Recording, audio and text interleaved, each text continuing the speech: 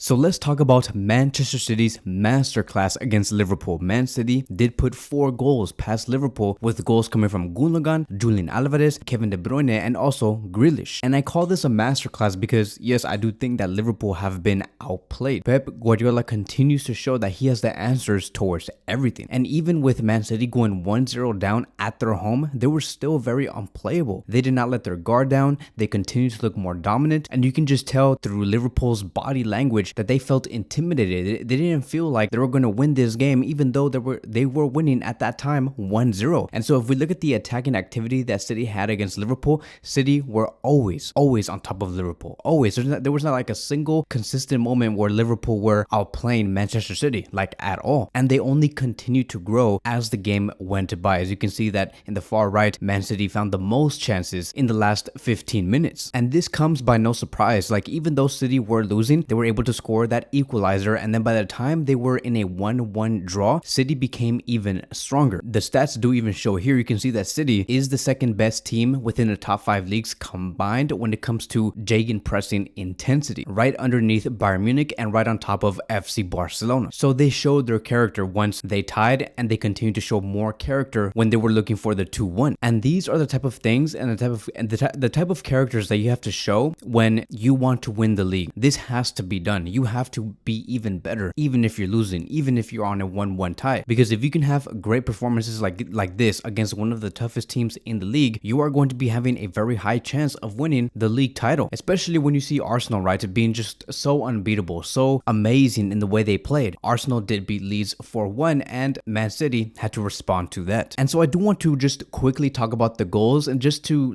basically show you guys exactly why Pep Guardiola was able to find these goals so easily. And a lot of this is going to be revolving around Kevin De Bruyne, Mahrez, Julian Alvarez, and many more. And let's start with Man City going for the 1-1 tie, which will be the first video. You can see that Kyle Walker is making a pass to Kevin De Bruyne. Kevin De Bruyne immediately passes it towards Mahrez, who was on the right side, because De Bruyne knew that if that ball were to be held by Mahrez immediately, it would create a 4 versus 3 situation. As you can see here, De Bruyne wasted no chance retaining the ball. He knew that the right player that was supposed to have it was supposed to be Mahrez. And you can just see on the sidelines Klopp being furious, because he knew that Kevin De Bruyne basically outsmarted Robertson because he took him out of position, and that is what led towards, again, the 4 versus 3 situation, and they had the upper hand, and that is why they were able to find the 1-1 tie. So it was brilliant coming from Pep Guardiola and Kevin De Bruyne. We move on towards Manchester City finding their second goal and looking for the 2-1, and this will be video number 2. You can see that there is a pass that is being made by Julian Alvarez, and as you can see in the middle of the pitch, Kevin De Bruyne makes a run, knowing that he is probably going to be offside, but that made Liverpool and all of the other players focus on Kevin De Bruyne because they thought that Julian Alvarez was going to pass it to that player. But the real threat that was going on here by City was coming from Mahrez, who was coming from the right flank. Robertson, right, who was the left back of Liverpool, he had to choose. He's like, okay, do I try and mark Mahrez and keep De Bruyne potentially onside because I'm going to have to go deeper down the pitch, or do I try to keep De Bruyne offside and step forward? And obviously we can see that Robertson chose to step forward, leading to Kevin De Bruyne being offside, but that only led towards Mahrez being free on the right side, and that is why Julian Alvarez was able to find that player on the right flank. So Pep Guardiola literally made Liverpool and all of these players choose an option. It's like a situation where you say choose your poison, because both options are going to be poison in the end. You either choose Kevin De Bruyne or you choose Mahrez, and in this case it was Kevin De Bruyne, and Mahrez was free, and that is why they were able to find the second goal. We move on towards video number 3, which will be Manchester City looking for the 4-1 win. I will talk about the third goal later down this video, but I want to talk about this goal specifically right now. So you can see that Gundogan is making a switch to the other side on the left side, and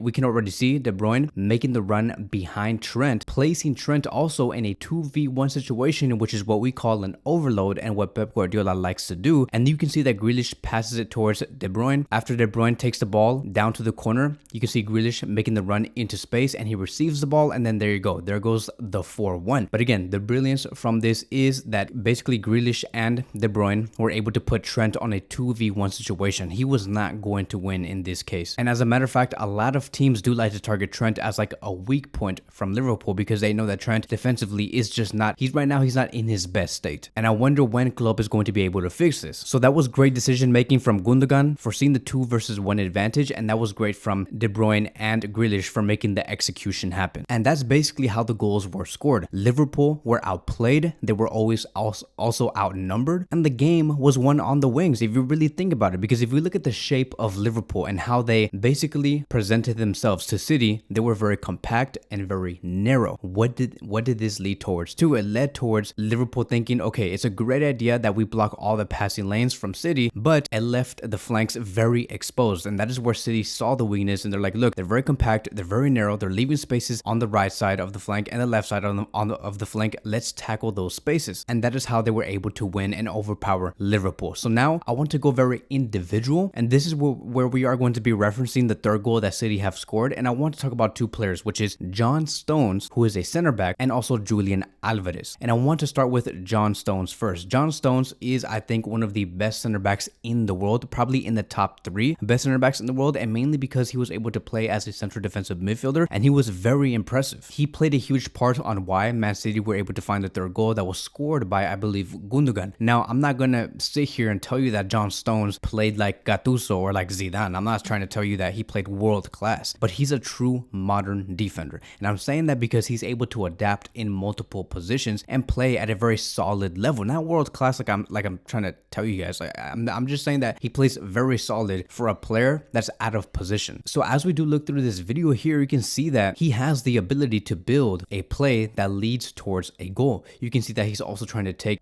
De Bruyne's spot, trying to receive the ball in a very high area, which is very surprising because, again, this is a center back, and the fact that Pep has told his player to be in an area like this is just, it's crazy. It's like seeing Puyol or Piqué in the front 3. And so you can see that John Stones was trying to ask for the ball, and he sometimes did receive it, making great ball distributions. He was filtering the ball, looking for attacking opportunities, and so this is not normal. And I'm very happy to see that John Stones has delivered. So now let's move on towards the next player, and that will be Julian Alvarez. Julian Alvarez was able to find a goal versus Liverpool. He was forcing Liverpool so many times, right, on making mistakes, just pressing the hell out of every defender and every midfielder of Liverpool. And to be very honest here, like, I'm going to be saying something that I probably have never said in my lifetime, but I think that City looked so fluid against Liverpool. They played so well. And I know this is going to be sounding strange, but can we agree that City do look better without Erling Haaland? They simply just look much more fluid, and especially when Julian Alvarez is in the starting 11 and Haaland is on the bench.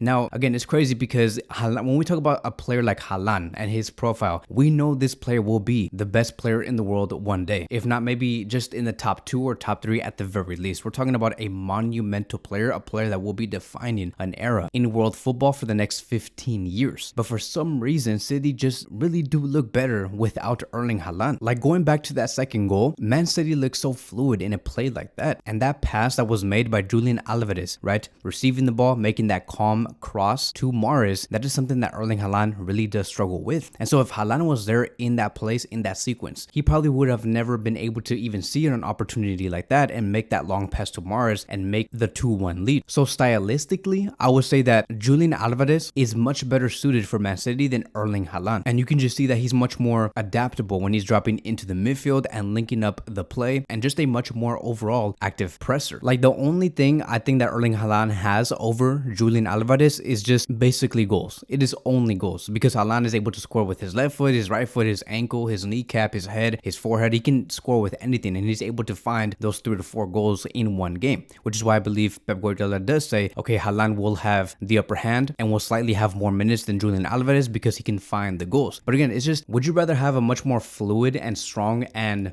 competitive team, or a team that does lack some qualities but you're able to fit that star player? So it's a very tricky situation for Pep. In the end, Julian is not afraid to come up big for his team. He was working hard for Argentina during the World Cup for Lionel Messi to do his work, and now he's continuing to work hard for Manchester City and for his players, and he did it against Liverpool. And it's bonkers, right, to know that Man City have only paid 18.5 million euros for Julian, and now Julian is really like starting to become maybe one of the best number 9s in the world. So we'll see. If if he does get more game time than ever before. The most Pep Guardiola thing that could probably happen would be for him to bench Haaland, only because he says to the media, I just think that my system works better when Erling Haaland is not there, but Haaland will get his chances. Like, that would be the most Pep thing ever. Or do we continue to see Julian Alvarez just being subbed in on the 65th minute, playing a total of 25 minutes? Who knows? Or maybe he does something different, like he changes the system where he can fit both strikers and play with a front two instead of a front three. But I don't even think that's going to be possible, because if you know Pep's football, you know that he likes to have as many midfielders and as much as possible in his starting 11. So to him, it would not make any sense to add a striker into the 11 and to take away another midfielder, because he always wants complete dominance on the pitch. So that is going to be wrapping up today's video. Thank you guys so much for watching, and I will see you guys in the next one.